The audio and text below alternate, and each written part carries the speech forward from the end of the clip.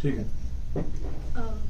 بسم اللہ الرحمن الرحیم. السلام علیکم. اردو گھر ڈیلس کے رہنما اصول. اردو گھر ڈیلس کے تمام پروگرام درج ذیل رہنما اصولوں کی روشنی میں ترتیب دیے جائیں گے. اردو گھر کے ہر پروگرام کے آغاز میں شرکا کو ان رہنما اصولوں سے آگاہ کیا جائے گا. اردو گھر کا ہر پروگرام معین وقت پر شروع ہوگا اور معینہ وقت پر اختتام پذیر ہوگا. ہر موضوع پر ہر شریک کو اظہار خیال کرنے کی درخواست کی جائے گی. ہر شریک کو ایک متعین وقت کے لیے جو زیادہ سے زیادہ 5 منٹ ہوگا اظہار خیال کرنے کی گزارش کی جائے گی. ہر پروگرام کا ایک صدر ہوگا. صدر محفل کے دائیں طرف سے باری باری اظہار خیال کیا جائے گا. تمام شرکا کے باری باری اظہار خیال کرنے کے بعد اگر کوئی شریک کسی نقطے کی وضاحت کرنا چاہے گا تو 2 منٹ میں وضاحت کرنے کی گزارش کی جائے گی اور وہ صدر نشین کی اجازت سے اظہار خیال کریں گے. اظہار خیال کو موضوع تک محدود رکھنے اور نقطہ وار بیان کرنے کی گزارش کی جائے گی. کسی شریک کے اظہار خیال کے دوران دیگر شرکا سے مؤدبانہ گزارش ہے کہ وہ قطع کلامی سے حد الامکان گریز کریں. چونکہ پروگرام وقت پر شروع ہو جائے گا لہٰذا ممکن ہے دیر سے تشریف لانے والوں کو اظہار خیال کا موقع نہ مل سکے. اس کے لیے ہم پیش کی معذرت خواہ ہیں. اظہار خیال کے دوران کسی بھی قسم کی دام تراشی، تنز و تشنیع اور بحث و تمہیز سے گریز کر کے صرف اپنا نقطۂ نظر مقررہ وقت میں پیش کرنے کی گزارش کی جائے گی. اردو گھر کا دفتر کسی بھی سیاسی یا مذہبی جماعت کی سرگرمیوں کا مرکز قطعی نہیں ہوگا. لہٰذا سے بھی ہر پروگرام میں پرہیز کیا جائے گا. ہر پروگرام میں شرکت صرف اردو گھر کی دعوت سے مشروط ہوگی. کسی بھی پروگرام میں کسی بھی بری شہرت رکھنے والے فرد کو مدعو کرنے سے گریز کیا جائے گا. اردو گھر کے پروگراموں کی تمام سرگرمیاں اخلاقی حدود کی پابند ہوں گی. سب کے اہل خانہ سب کے لیے لائق احترام ہے. لہٰذا گفتگو کے دوران کسی کے اہل خانہ کی بابت منفی رائے سے گریز کیا جائے گا. جو شخص محفل میں موجود نہیں اس کے بارے میں منفی رائے سے گریز کیا جائے گا. البتہ اس کے فن پر صحت مند اور مثبت گفتگو کی جا سکتی ہے. کسی بھی مرحوم کے بارے میں کسی بھی منفی رائے سے گریز کیا جائے گا. نارتھ امریکہ میں رہنے والے مختلف زبانوں میں بات کرتے ہیں لہٰذا ہمیں ان کی گلابی اردو اتنی ہی عزیز ہوگی جتنی انہیں ہماری عنابی انگریزی ہے. پروگرام کے اختتام پہ اگر صدر محفل اپنی بات جاری رکھنا چاہیں تو وہ معین وقت کے بعد بھی محدود وقت میں بات مکمل کریں گے. اسی طرح اختلاف رائے کی صورت میں ان کا فیصلہ حتمی ہوگا. اردو گھر ڈیلس کے دفتر اور اس کے تمام پروگراموں کی کارروائی ترجیحاً اردو زبان میں ہوگی. شکریہ. اس کے بعد ہم آج کی محفل کا آغاز کرتے ہیں اور اردو گھر کے اصولوں کے مطابق رضوان حسنی صاحب جو کہ صاحب صدر کے دائیں طرف سے شروع کریں گے. آپ سے درخواست کروں گا کہ آپ اپنی گفتگو سے محفل کا آغاز کریں. ڈاکٹر پروفیسر گوپی چند نارنگ ہم سب جانتے ہیں اردو زبان کے معروف نقاد تھے، محقق بھی تھے اور مورخ بھی.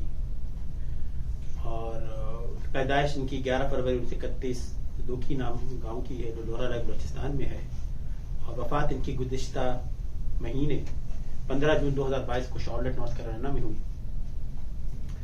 ان کی سب سے بڑی بات جو حیران کن بات سب کو لگتی ہے وہ یہ ہے کہ سرائکی بولنے والے تھے. یہ مادری زبان سرائکی تھی اور ہندو مذہب سے ان کا تعلق تھا، لیکن اس کے باوجود اردو زبان کے اتنے بڑے ایک اسکالر تھے یہ. اور دلچسپ بات یہ بھی ہے کہ ان کے والد صاحب نے ابتداءً پاکستان کو رہنے میں آپٹ کیا تھا. یہ آ گئے تھے ہندوستان لیکن پاکستان میں ان کے والد صاحب رہے تھے تو 1956 میں ان کے والد صاحب پاکستان سے واپس گئے تھے. ایک بات جو ان کی کنٹریبیوشنز ہیں کس قدر ہیں، یہ ان 4 افراد میں سے ہیں. ان کے علاوہ مجھے درست کر دیجیے گا، کریکشن کر دیجیے، صرف دنیا میں 4 افراد ایسے ہیں جنہیں ہندوستان اور پاکستان دونوں کی حکومتوں نے اعزاز دیا ہے. ایک ہے کہ ساؤتھ انڈیا کا، ہو سکتا ہے کوئی یورپ یا کوئی امریکہ کا لگ ہو. جیسے ان میں مرارجی دیسائی پہلا نام ہے جو کہ ہندوستان کے وزیر اعظم تھے. ان کو نشان پاکستان بھی دیا تھا، ہندوستان نے بھی ان کا اوارڈ دیے تھے. دلیپ کمار صاحب ہیں، ان کو بھی پاکستان میں نشان امتیاز ملا تھا. اور پھر یہ گوپی چند نارنگ صاحب ہیں، ان کو بھی ستارہ امتیاز ملا تھا 2012 میں. ایک ایکسیپشن تھوڑی سی آئی تھی جوش ملی آبادی کو، جو کہ جب وہ ہندوستانی تھے تو انہیں ہندوستان میں اوارڈ ملا تھا. پھر پاکستان میں بعد از مرگ 2013 میں ہلال امتیاز ملا. تو ان 4 افراد کے علاوہ جنوبی ایشیا میں کوئی افراد مجھے نہیں جانتا کہ جس کو دونوں حکومتوں نے ایوارڈ سے نوازا ہو. تو ان لوگوں میں سے تھے. اور ان کے بارے میں یہ کہا جاتا تھا کہ ان کو کچھ لوگ پاکستان کے ایجنٹ بھی کہتے تھے. اس طرح بہت ہماری اس طرح کی چیز بڑی کامن ہے. تو ان کا الزام اس کے بارے میں یہ کہتے تھے کہ میرے ساتھ 2 اور ایجنٹ ہیں. یہ کہتے تھے کہ پاکستان ایجنٹ کے بارے میں کہتے تھے میرے ساتھ 2 اور ایجنٹ ہیں، خشمت سنگھ اور کلدیپ نائر. اور اگر ہندوستان میں درجن میں اس طرح کے ایجنٹ ہو تو دونوں ممالک ثقافتی طور پر زیادہ قریب ہوں گے. حال البتہ سیاسی معاملات میں شاید معاون نہ ہوں. اچھا، ان کی ہمیں پتا ہے کہ ان کی کتابیں بے تحاشا کتابیں لکھی، 65 کتابیں، 15 انگریزی میں، 8 ہندی میں اور 42 اردو زبان میں. ان کا اپنا یہ کہنا یہ تھا کہ بھئی زبان کا کوئی مذہب نہیں ہوتا، اور انہوں نے اپنی تحقیق سے یہ ثابت کیا کہ اردو زبان کے ارتقاء میں ہندوؤں نے ایک کلیدی کردار ادا کیا ہے. میں آپ کو ان کے کاغذ آتش کدہ کتاب ہے، اس میں سے کافی اقتباس سناؤں گا، جو کہ اپنی اس تحقیق پہ جس پہ انہوں نے زور دیا ہے کہ اردو زبان کے ارتقاء میں ہندوؤں کا ہاتھ جو ہے. کاغذ آتش کدہ 50 سال کے تنقیدی اور تحقیقی مضامین کا مجموعہ ہے. 2011 میں یہ چھپی تھی، لیکن اس میں 50 سال کی اس کے اندر محنت شامل ہے، اور یہ کتاب پاکستان میں سنگ میل پبلیکیشن نے شائع کی ہے. اور جو مضمون سے میں اقتباس سنا رہا ہوں، اس مضمون کا نام ہے اردو ادب میں اتحاد پسندی کے رجحانات، حصہ اول. 2 حصوں میں یہ. اردو زبان اسلامی اور ہندوستانی تہذیبوں کے سنگم پر وہ نقطۂ اتصال ہے جہاں سے ان دونوں تہذیبوں کے دھارے ایک نئے لسانی دھارے کے بطور ایک ہو کر بہنے لگتے ہیں. اردو کے چمن زار میں جہاں لال و گل، نسرین و سمن نظر آتے ہیں، وہاں سرس اور ٹیسو کے پھول بھی دیکھے جا سکتے ہیں. ان کی آبیاری کسی ایک مذہب کے مرہون منت نہیں، بلکہ ہندوؤں اور مسلمانوں دونوں نے اسے اپنے خون جگر سے سینچا ہے. اردو ادب میں رواداری، محبت اور اخوت کا جذبہ اتنا ہی قدیم ہے جتنا خود ہندوؤں اور مسلمانوں کا سابقہ.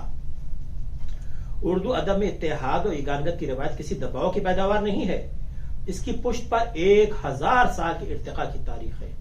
اس نے باہمی علیحدگی اور دوری کی خلیج کو پر کرنے کی ہمیشہ کوشش کی ہے. یہ وہ رشتہ ہے جو کعبے کو شیوالے سے اور ہندو کو مسلمان سے جوڑے رہا ہے اور جوڑے ہوئے ہے. زیر نظر مضمون میں اردو ادب کے انہی رجحانات کی نشاندہی کرنے کی کوشش کی گئی ہے. جس ملواں یا سدکڑی زبان کے سانچے میں، ملواں کہتے ہیں ملی جلی زبان کو، اور سدکڑی یہ وہ زبان ہے جو کہ ساؤتھ پنجاب وغیرہ میں بولی جاتی تھی کسی زمانے میں. جس ملواں یا سدکڑی زبان کے سانچے میں اردو ادب نے ڈھلنا شروع کیا، اس کا خمیر پنجاب اور ملتان کی سرزمین میں تیار ہوا تھا. ایک بڑی دلچسپ باتیں بتا رہے ہیں اردو کے پیدائش کے حوالے سے. تاریخ ادب اردو کا یہ حصہ ابھی تاریکی میں ہے، لیکن جو حقائق دستیاب ہوئے ہیں ان سے ثابت ہوا ہے کہ اردو ادب کے اس ابتدائی دور میں مسلمانوں کے ساتھ ساتھ ہندو اہل قلم بھی موجود تھے. ان میں چندر بھان برہمن، منشی ولی رام ولی، بدھ سنگھ اور رام کشن کے نام دستیاب ہوئے ہیں. یہ صحت سے تعلق رکھتے ہیں جبکہ ولی دکنی کے دیوان ابھی دہلی میں نہیں پہنچا تھا. ولی رام ولی شاہجہاں کے بیٹے دارش شکو کے مشیر خاص تھے. ان کی مثنوی شش و زن مطبع نادر اردو میں چھپ چکی ہے. بدھ سنگھ کا زمانہ 18ویں صدی کے نصف اول سے تعلق رکھتا ہے. دکن میں بھی نظامی، سلطان محمد قطب شاہی، وجہی، قواسی اور ولی کے زمانے میں کئی ہندو شاعر موجود تھے، لیکن صرف 3 کے نام پر ہم تک پہنچتے ہیں: سیوک، رام راؤ اور جسونت سنگھ منشی. سیوک نے جنگ نامہ لکھا. رام راؤ نے واقعات شہادت حسین پر ایک کتاب قلم بند کی. منشی اورنگزیب کے گورنر سعادت علی خان کے دربار میں ایک معزز عہدے پر فائز تھے، اور ان کی تصنیفات اردو فارسی دونوں میں ملتی ہیں. ایک اقتباس تھا ان کی کتاب سے، تو یہاں میری اتنا ہی. میرے خیال ہے جو کچھ میں کہنا چاہتا تھا وہ آپ نے کہہ دیا. اور ان کا جو کنٹریبیوشن ہے وہ تو ظاہر ہے کہ سب کو معلوم ہے، اور یہ بات بھی انہوں نے نگیٹ کی ہے کہ اردو زبان جو ہے وہ مسلمانوں کی زبان ہے. یہ بالکل صحیح نہیں ہے.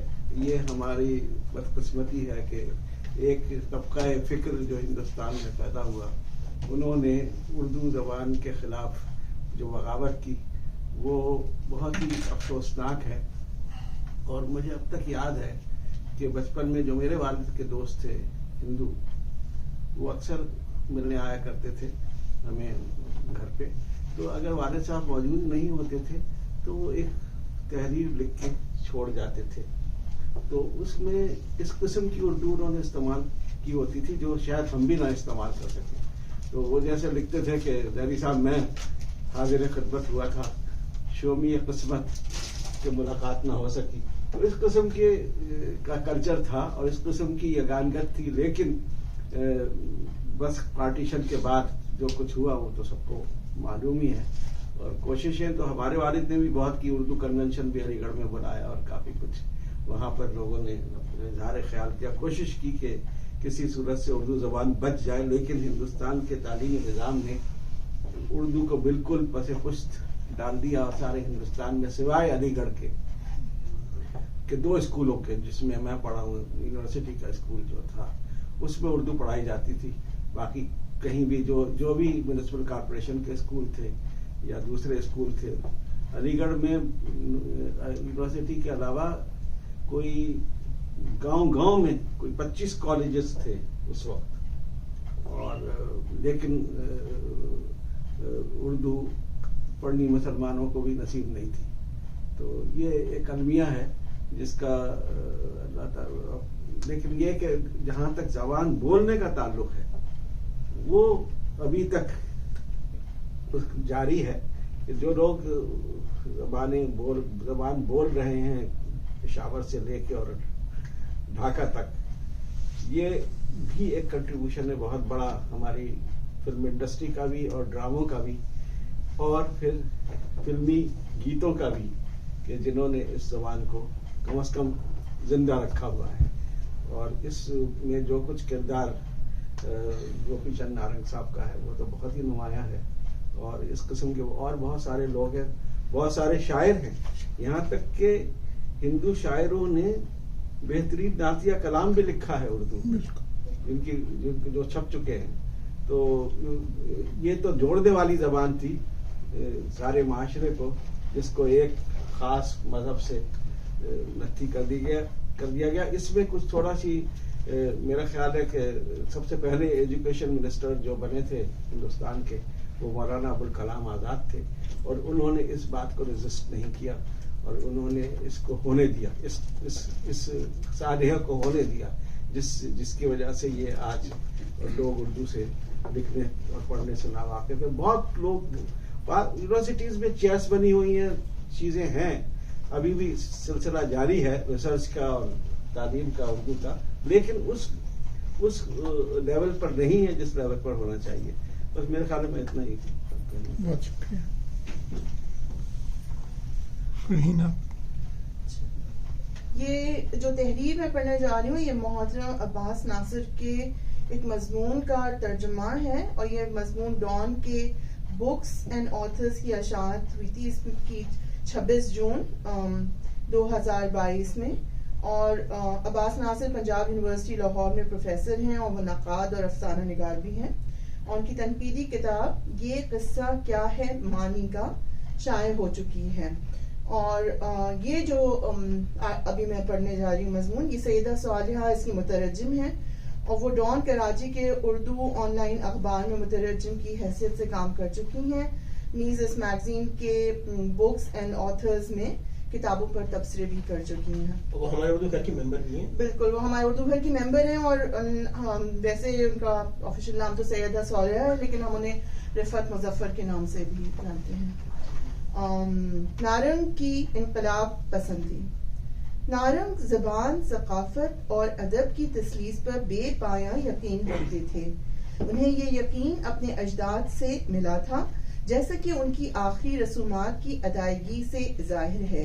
वो अपने मजहब के पाबंद थे, ताहम ये चीज़ उनकी तसानीफ और तकारीर पर असरअंदाज ना हो सकी। उनका ये अमल फितरी तौर पर इनकलाबी था। नौआबादियाती निज़ाम हुकूमत के आगाज से ही हमने ज़बान और मजहब के गठजोड़ को अपनी वाहिद शनाख्त बना रखा है, लेकिन नारंग ने इस सोच को सिरे से मुस्तरद कर दिया और इसकी जगह उन्होंने जमालियाती तसलीस को दे दी। नारंग की तख्लीकात का दायरा बेहद वसी है और आप उसके किसी भी गोशे का जायजा लें, जमालियात का अक्स उनकी तमाम तसव्वुरात पर हावी है, जिसमें मजहब भी शामिल है। उनका ये मानना है कि उर्दू सेक्युलर सकाफत की नुमाइंदगी करती है और हिंदी इस्लामी और हिंदुइज्म की हकीकी रूह को तस्लीम करने पर मबनी है, जिसकी छाप हमें उर्दू के मुहावरों, اشاروں، کنایوں، ضرب الامثال اور کہاوتوں کے علاوہ اردو ادب کی تمام اصناف، موضوعات اور شعریات میں دکھائی دیتی ہے۔ یہ محض ایک کھوکھلا سیاسی نعرہ نہیں ہے جس کی بازگشت ہمیں پاکستان اور ہندوستان کے مصنفوں، سیاست دانوں اور امن کے حامی کارکنوں کی آواز میں سنائی دیتی ہے، بلکہ اس انکشاف کی وجہ نارنگ کی گہری تحقیقات ہیں جو انہوں نے اردو ادب کے دور متوسط اور اس کی غزل اور مثنوی جیسی اہم اصناف کے بارے میں کی۔ وہ ایک بلند قامت نقاد تھے اور گو ان کی تحقیقاتی سرگرمیوں کی اہمیت اپنی جگہ مسلم ہے، تاہم یہ ان کے ذہنی سفر کا معمولی حصہ تھی۔ اس ممتاز مصنف اور اعلیٰ پائے کے مقرر نے 91 برس کی عمر میں امریکہ میں اپنے فرزند کے گھر مختصر سی علالت کے بعد وفات پائی۔ ان کی زندگی کے حالات کے ایک سرسری مطالعے سے بھی ہم اندازہ لگا سکتے ہیں کہ ان میں ان بنیادی اقدار کی نشوونما کیسے ہوئی۔ سرکاری ریکارڈ کے مطابق وہ 1 جنوری 1931 کو لیا میں مقیم ایک ہندو خاندان کے گھر پیدا ہوئے۔ ان کے والد دھرم چند نارنگ بلوچستان کے گاؤں ڈوکی میں محکمہ مالیات میں خزانچی تھے۔ آئے دن ان کے والد کا تبادلہ ہوا کرتا اور اس کے ساتھ ساتھ نارنگ کا اسکول بھی، سو ان کی زندگی نے خانہ بدوشی کا رنگ اختیار کر لیا تھا۔ سرائکی ان کی مادری زبان تھی، لیکن موسیٰ خیل، لیا، پشین، کوئٹہ میں ان کی رہائش نے انہیں بہت سی زبانوں کو سننے اور سیکھنے کا موقع دیا۔ وہ کہتے ہیں کہ وہاں کی مقامی بولیوں کے ساتھ ساتھ انہیں پنجابی، بلوچی، پشتو، اردو کے علاوہ ہندی، انگریزی، فارسی اور سنسکرت پر عبور حاصل تھا۔ یقیناً اس کھلے ماحول نے ان میں رواداری اور کثیر الجہتی تصورات کی آبیاری کی اور ان کی ادبی اور ذہنی نشو و نما میں اہم کردار ادا کیا۔ 1947 میں نارنگ نے دہلی نقل مکانی کی اور 1950 میں BA اور 1954 میں MA کی ڈگری حاصل کی۔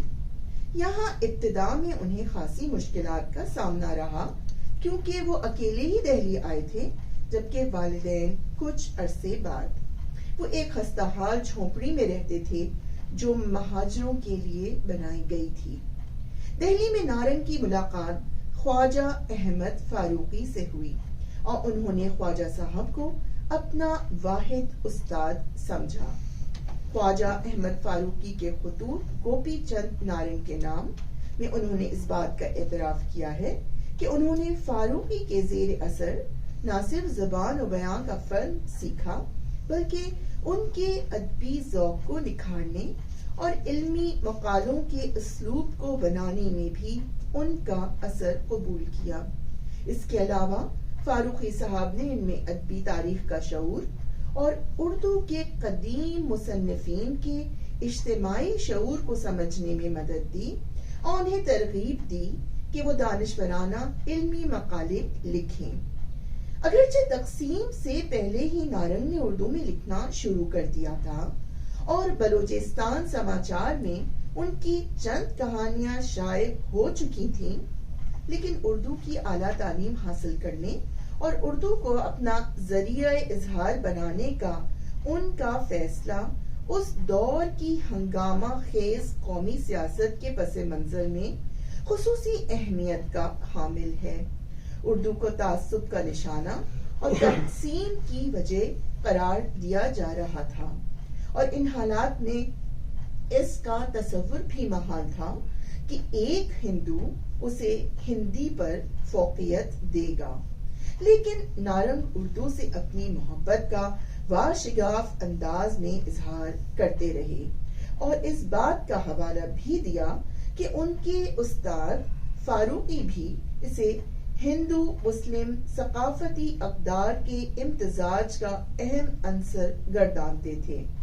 اس تاریخی تناظر میں زبان کو کسی ایک مذہب سے جوڑ دینا ناانصافی ہوگی۔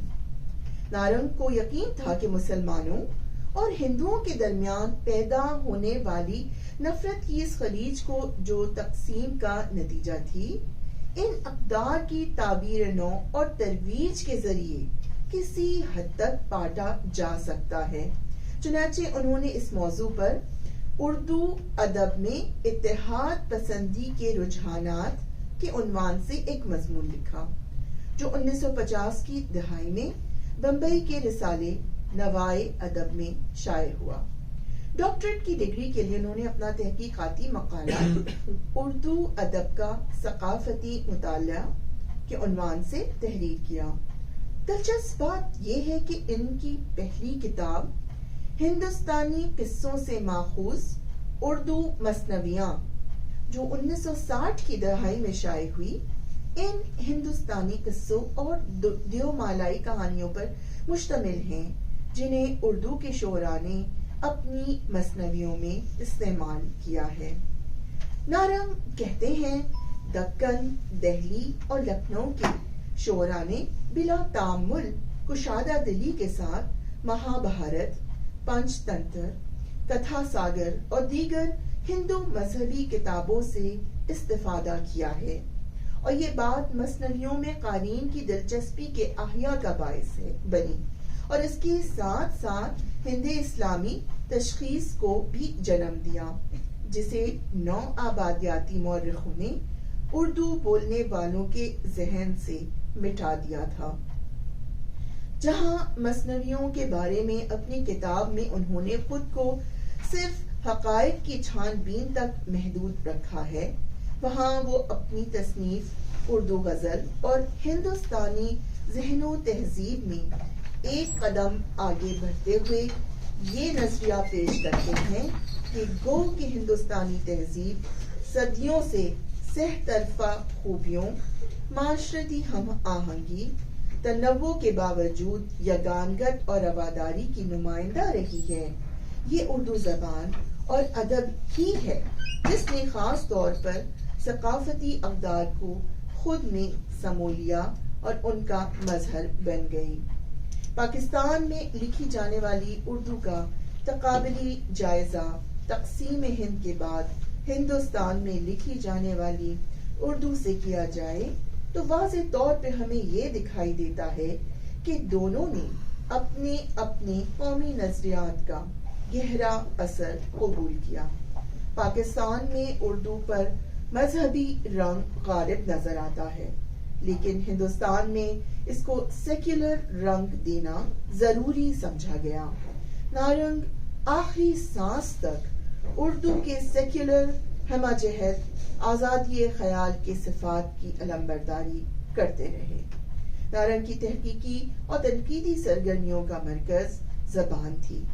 اپنے دہلی میں قیام کے ابتدائی زمانے میں ہی وہ سیاست کے میدان میں زبان کی انقلابی قوت کے کردار سے آگاہ ہو چکے تھے، اور ساتھ ہی ساتھ وہ اس کی علمی، فلسفیانہ، معنوی اور تنقیدی قدر و قیمت سے بھی واقف تھے۔ ان کے ذہنی سفر کے تمام اہم سنگ میل زبانوں، خاص طور پر اردو زبان کے ثقافتی، معنوی اور جمالیاتی کردار سے عبارت ہیں۔ ابتدا میں انہوں نے اردو کے فنی اور ثقافتی پہلوؤں پر توجہ دی، جس کا مقصد اس کے صوتی، سوریاتی، علم معانی اور بیان پر روشنی ڈالنا تھا، اور دوسری طرف اس بات کو سمجھنا تھا کہ اردو کس طرح گنگا جمنی تہذیب کا مظہر بن گئی۔ ان کی علمی جستجو ارتقا پا کر طویل ادبی، ذہنی اور فکری سفر میں تبدیل ہو گئی۔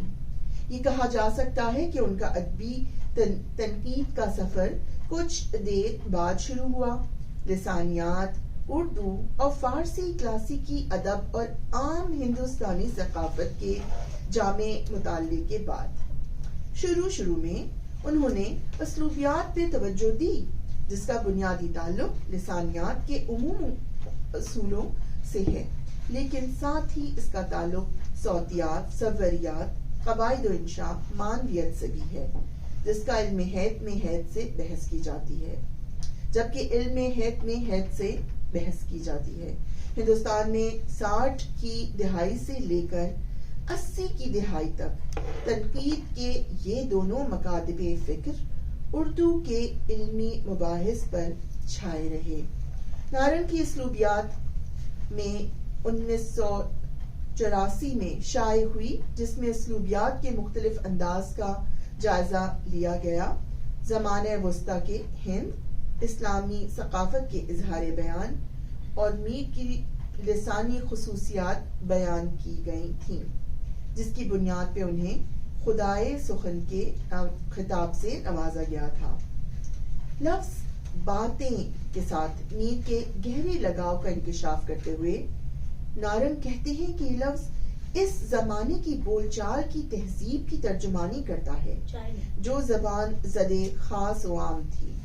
میر چھپی ہوئی تحریر کی قوت سے ناواقف تھے، کیونکہ ان کا دیوان ان کی وفات کے بعد شائع ہوا۔ اسی لیے لفظ باتیں اور اس کے مختلف معنوی اشکال جیسے بولنا، سننا، پکارنا، سر دھلنا اور اسی قبیل کے روزمرہ کے الفاظ ان کی شاعری میں بکثرت استعمال ہوئے ہیں۔ اپنی کتاب تنقید اور اسلوبیات میں انہوں نے میر انیس اور علامہ محمد اقبال کی شاعری کا تنقیدی جائزہ لیتے ہوئے اسلوبیات کے اصولوں کو ہی پیش نظر رکھا ہے۔ وہ سمجھتے تھے کہ صوتی اور صوریاتی تنقید اکثر اوقات فنیاتی رخ اختیار دھار لیتی ہے اور ریاضیاتی بیان بن جاتی ہے۔ اس لیے اولاً انہوں نے معنوی اور بعد ازاں ادبی زبان کے فلسفیانہ پہلو کو اپنی توجہ کا مرکز بنایا۔ سانحہ کربلا بطور شعری استعارے میں انہوں نے انتہائی چابک دستی سے بتایا ہے کہ کس طرح ایک تاریخی المیہ گزشتہ 4 صدیوں کے دوران اردو شعراء کی نسل در نسل یادداشت میں سمو گیا ہے۔ نارنگ نے اس پیچیدہ عمل پر روشنی ڈالی ہے جس میں ایک ٹھوس تاریخی حقیقت زمان و مکان سے بالاتر ایک لازوال استعارہ بن گئی ہے۔ اس سلسلے میں انہوں نے متعدد مرثیہ نگاروں کے اشعار کا حوالہ بھی دیا ہے۔ نارنگ کہتے ہیں کہ استعارہ کی جڑیں حقیقی اور خیالی دنیا دونوں ہی میں یکساں طور پر پیوست ہوتی ہیں۔ استعارہ میں معنی کی ایک دنیا آباد ہوتی ہے جو نہ صرف ادب بلکہ حقیقی سماجی، نفسیاتی اور جمالیاتی زندگی سے جڑی ہوتی ہے۔ نارنگ نے اپنی تحریروں میں 1980 سے ہی استعارہ کے معنوی گہرائی پر روشنی ڈالنی شروع کر دی تھی، اور راجندر سنگھ بیدی، انتظار حسین، بلراج مینرا، سریندر پرکاش کے افسانوں کو مذہب، ثقافت، سیاسی مفروضوں کے تناظر میں بیان کرنا شروع کر دیا تھا۔ تاہم 1980 کی دہائی کے اواخر میں اس نتیجے پر پہنچ چکے تھے کہ اردو شعر اور افسانہ نویس 60، 70 اور 80 کی دہائیوں میں جس ادبی جدیدیت کی پیروکاری کر رہے تھے اور تنقیدی اوزار استعمال کر رہے تھے، جس شاعر پرستی اور اسلوب کو اپنائے رکھا تھا، نئے تنقیدی نظریات اور نیو لبرلزم اور گلوبلائزیشن کے نظریات کی یلغار نے ان کی افادیت ختم کر دی تھی۔ جدیدیت کا دور ختم ہو چکا، اس کا انہوں نے برملا اظہار کیا۔ ان کی تنقید نگاری نے اب مابعد جدیدیت کا رخ اختیار کر لیا۔ انہوں نے کتابیں لکھی اور اس نظریے کو فروغ دیا، ممتاز ادبی جرائد میں مضامین لکھے اور ہندوستان اور پاکستان کی یونیورسٹیوں میں لیکچر دیے۔ وہ ادبی دنیا کا روشن ستارہ بن کر ابھرے۔ انہیں کئی ایوارڈ سے نوازا گیا، جس میں ہندوستان کا تیسرا بڑا سول اعزاز پدما بھوشن شامل ہے۔ انہوں نے واضح طور پہ کہا کہ اب ادب میں لایانیت، بے معنی گفتگو، تنہا پسندی کی جگہ نہیں رہی، جس پر جدید افسانہ نویس اور شاعر عمل پیرا ہیں، اور یہ کہ ایبسٹریکٹ ادب اور علامتی ادب کی جگہ نیو ریئلزم نے لے لی ہے۔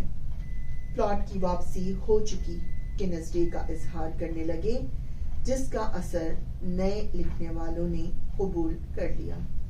نارنگ کی پچھلی 3 دہائیوں کی تصانیف اردو میں مابعد جدیدیت کے اس نظریے کی آبیاری کی کہ اردو کے مابعد جدیدیت ادب کی جڑیں مقامی اور دیسی زمین میں پیوست ہیں۔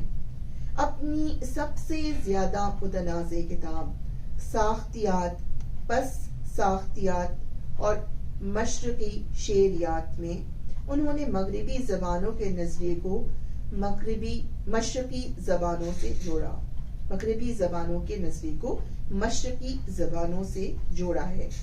انہوں نے اس مغرب کے اس نظریے کی وضاحت کرتے ہوئے کہ زبان کے اصول، قواعد اور روایات نہ تو فطری ہوتی ہیں اور نہ ہی منطقی، بلکہ روایت سے منسلک ہوتے ہیں، لکھا کہ اس نظریے کو سب سے پہلے بدھ مت کے اپوہا تصور میں 6 صدی کے بودھی فلسفی ڈگنیگا نے پیش کیا تھا۔ یہ کہ لفظ کا براہ راست حسی تعلق ان چیزوں سے نہیں ہوتا جن کی طرف وہ اشارہ کرتے ہیں، بلکہ ہر لفظ کا لازمی تعلق دوسرے لفظ یا لفظوں سے ہوتا ہے۔ اس کا اشارہ انہوں نے اپنی کتاب غالب معنی آفرینی، جدلیاتی وضع، شعرنیتا اور شعریات میں کیا ہے۔ ہم اس کتاب کو بجا طور پر ان کا شاہکار کہہ سکتے ہیں۔ یہ کہ ادب میں انسانی زندگی کے حقائق کے بارے میں جن نظریات کی عکاسی کی گئی ہے، ان میں سے چند ہی تاریخ، شناخت کی سیاست، ثقافتی سیاسی حدود کی ترجمانی کرتی ہیں۔ یہ اس کتاب کا لب لباب ہیں۔ الوداع نارنگ صاحب، آپ نے ایک بھرپور، متحرک اور تخلیقی زندگی گزاری۔ آپ اپنے پیچھے لگ بھگ 70 کتابوں کا خزانہ چھوڑ گئے ہیں۔ آپ کی آواز خاموش ہو چکی ہے، لیکن آپ کے لفظوں کی گونج نسل در نسل پہنچتی رہے گی۔ شکریہ۔ میں ایک بار پھر بتا دوں کہ محترم عباس ناصر صاحب کے مضمون کا ترجمہ ہے جو کہ ڈان میں چھپا تھا، اور یہ ترجمہ سیدہ صالحہ صاحبہ نے کیا ہے۔ ہم انہیں رفعت مظفر کے نام سے بھی جانتے ہیں۔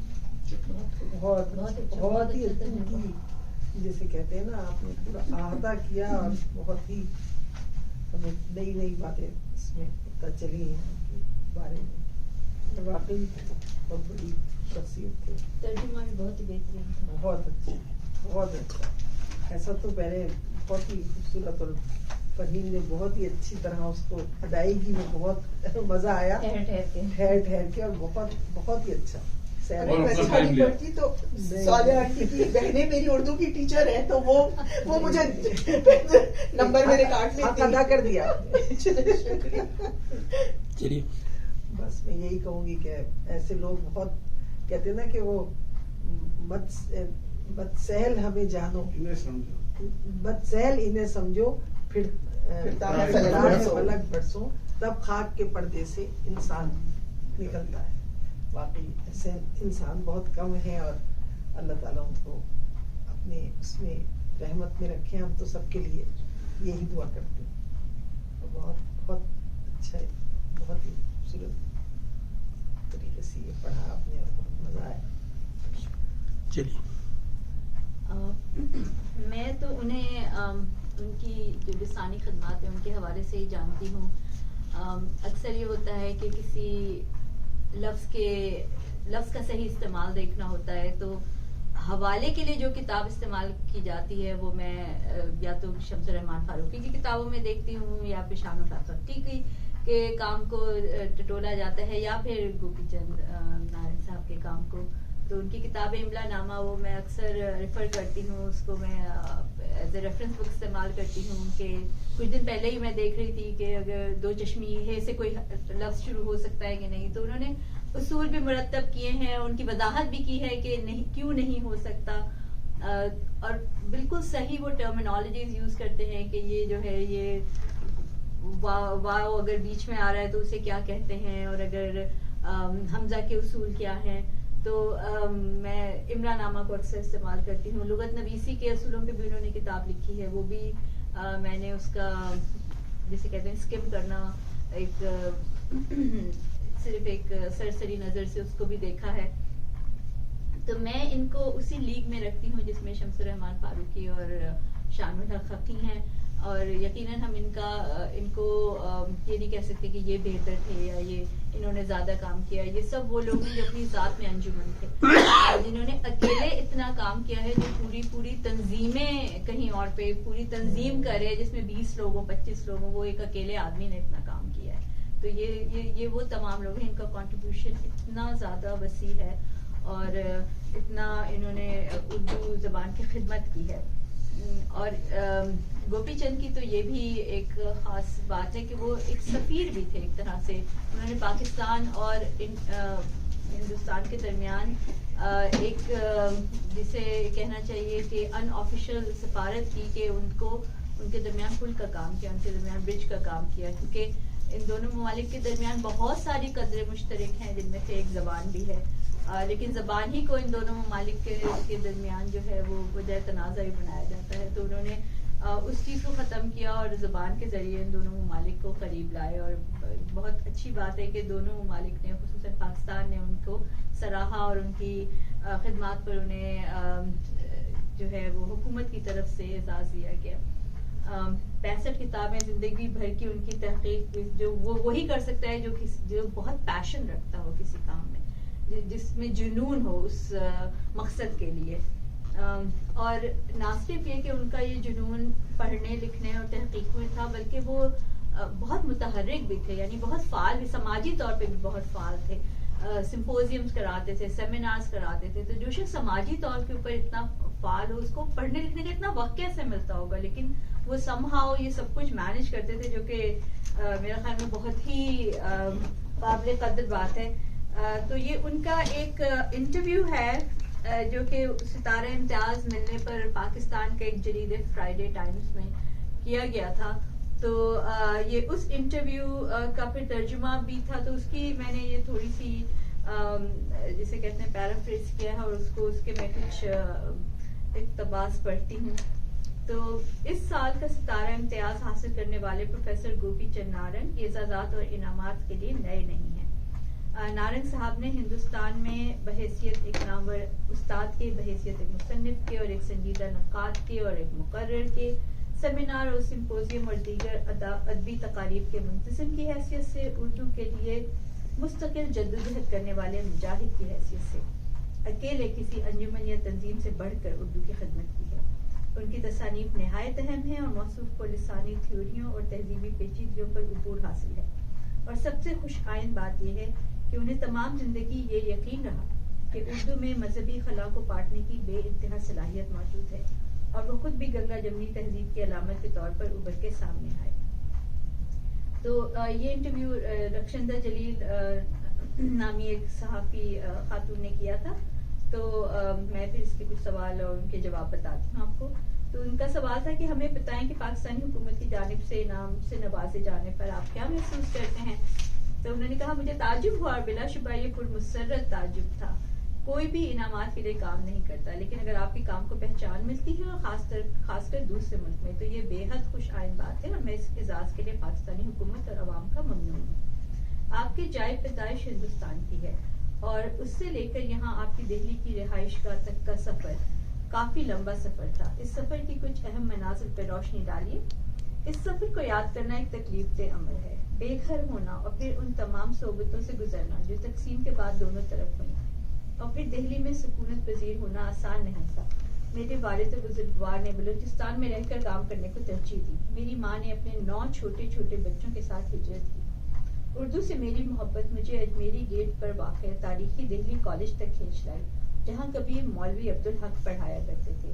وہاں سے سینٹ اسٹیفنز کالج میں بحیثیت استاد عارضی تقرری تک، اور پھر وہاں سے دہلی یونیورسٹی تک، اور آخر میں وسکانسن یونیورسٹی تک. ہر منزل عزم کے گہرے احساس اور جدوجہد کے ساتھ میں طے کرتا چلا گیا. پیشین گوئی کرنے والے، پھر سوال ہے، پیشین گوئی کرنے والے اردو کی موت کی پیشین گوئی کرتے رہتے ہیں، اس کے تعلق سے آپ کا کیا خیال ہے؟ کیا آپ یہ مانتے ہیں کہ اردو ہندوستان میں مر چکی ہے یا مر رہی ہے؟ تاریخی لسانیات کی میری فہم نے مجھے یہ یقین کرنے پہ مجبور کر دیا ہے کہ اردو ہندوستان میں بولے جانے والی زبانوں کا دل ہے. ساختیاتی اعتبار سے یہ ہندی اور ہندوستانی سے ماخوذ ہے. اردو کی خوبیوں پر سے میرا یقین کبھی کم نہیں ہوگا. بدقسمتی سے اردو ہمیشہ سے سیاست اور فرقہ پرستی کا شکار رہی ہے اور اسی سیاست نے ہندوستان میں اردو کے لیے مشکلیں پیدا کی. لیکن اردو ایک متحرک زبان ہونے کی وجہ سے بدلتی ہوئی حقیقت کے ساتھ بڑی خوبصورتی سے سمجھوتا کرتی رہی ہے. میں نے کبھی ان پیشین گوئیوں پر یقین نہیں کیا. اردو ہندوستان میں زندہ ہے اور زندہ رہے گی. سہ لسانی فارمولے کے تحت اسکولی تعلیمی نظام میں بھی اپنا مقام رکھتی ہے. خاص طور پہ ہندوستان کے شمالی حصے میں تو اردو کا بہت خاص مقام ہے. ہمارے پالیسی بنانے والوں کو یہ باور ہونا چاہیے کہ آج بھی ہندوستان میں ہندی کی مضبوطی کے لیے اردو ایک اہم ذریعہ ہے اور اردو کے تحفظ میں ہی ہندی کی بھی بھلائی ہے. سوال: کیا آپ کو میڈیا اور موسیقی سے بھی کوئی مدد ملی، خاص طور پہ کلاسیکی موسیقی سے جیسے غزل؟ جواب: سچ تو یہ ہے کہ بالی ووڈ اور سیٹلائٹ ٹی وی سیریل نے اردو کی بقا میں اہم رول ادا کیا ہے. اردو کی سب سے بڑی طاقت اس کی مربوط کرنے کی صلاحیت ہے. عام آدمی کے ساتھ اس کا ربط اس کی اہمیت کی بنیاد ہے. تفریح کے الیکٹرانک ذرائع نے ہندوستانی کے استعمال کو فروغ دیا ہے جو اردو سے قریب ہے. سوال: ایک نقاد اور ایک ادبی تاریخ نویس کی حیثیت سے آپ ہمیں بتائیں کہ آپ کے خیال میں زبان کی وہ کون سی اہم خصوصیت ہے جس سے زبان نہ صرف پھلتی پھولتی ہے بلکہ متحرک رہتی ہے، اور اس معیار پہ کیا آپ کہیں گے کہ اردو متحرک ہے یا جامد؟ اگر اردو ایک جامد زبان ہوتی تو برسوں پہلے دم توڑ چکی ہوتی. یہ ایک متحرک زبان ہے، ہر دور میں متحرک رہی ہے. انیس اور دبیر کی اردو ویسی نہیں تھی جیسی غالب کی. اسی طرح اردو نے پریم چند سے فراق تک، جوش سے فیض تک اور فراز تک لمبی مسافت طے کی ہے. آج کے زمانے میں جاوید اختر کی اردو گلزار کی اردو سے مختلف ہے. یہ دریا کی طرح رواں زبان ہے اور سماجی تقاضوں کو پورا کرتے ہوئے اپنے ساحلوں کو بدلتی رہتی ہے. آپ کے خیال میں ہندوستان اور پاکستان میں 1947 کے بعد اردو کی کیا حالت ہے؟ پاکستان میں اردو کا تعلق زمین سے نہیں ہے. وہاں کی فطری زبانیں پنجابی، سندھی، پشتو اور بلوچی ہیں. اردو وہاں ایک سیاسی اور ثقافتی ضرورت ہے اور رابطے کے لیے جو کردار یہ ادا کر سکتی ہے کوئی اور زبان نہیں کر سکتی. اردو کی سب سے بڑی طاقت اس کے زرخیز محاورات ہیں جو عوامی بول چال سے ماخوذ ہیں. اس کی مواصلات کی طاقت، شعری ملائمیت اور جمالیاتی کشش کے باعث پاکستان میں یہ زیادہ فروغ پا رہی ہے.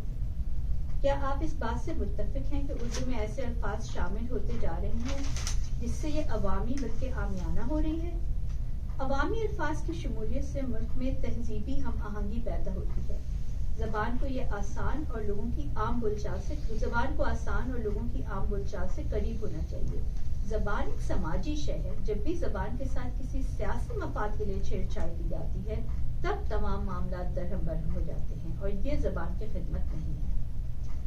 آپ کا کام ساختیات اور پس ساختیات کے حوالے سے اردو میں بے حد اہم تسلیم کیا جاتا ہے. عام الفاظ میں کیا معنی یعنی میننگ تخلیقی عمل میں ذیلی حیثیت رکھتا ہے؟ کیا کسی تخلیقی فن پارے میں وہ معنی جو ارادتاً تخلیق کار کہنا چاہ رہا ہے اور جو قاری عکس کرتا ہے اس کے درمیان کبھی نہ پور کیے جانے والا خلا ہے؟ تھیوری کا سب سے بڑا کارنامہ یہ ہے کہ اس سے یہ باور ہو گیا کہ معنی ہمیشہ التوا میں رہتا ہے. معنی پہلے سے طے شدہ نہیں ہوتا. یہ لازماً تہذیبی اور سیاسی ساخت میں مضمر ہوتا ہے. دراصل یہ قاری ہے جو معنی پیدا کرتا ہے. چونکہ سماجی تاریخ کا پس منظر لامحدود ہوتا ہے اس لیے معنی کبھی بھی محدود یا طے شدہ نہیں ہوتا. مصنف تخلیق کرتا ہے، قاری اس کو وجود بخشتا ہے. کسی شاعری یا آرٹ کا حسن یہ ہے کہ معنی کے بننے بگڑنے کا یہ عمل مستقل چلتا رہے. اگر ادب پارے کے تمام قارئین کے لیے ایک ہی معنی ہے، اگر ادب پارہ تمام قارئین کے لیے ایک ہی معنی رکھتا ہے تو پھر یہ ادب نہیں ہے. آخر میں آپ ہمیں یہ بتائیں کہ ہندوستان میں اردو کو اسے دیونگری کہتے ہیں، دیونگری یا دیوناگری کہتے ہیں.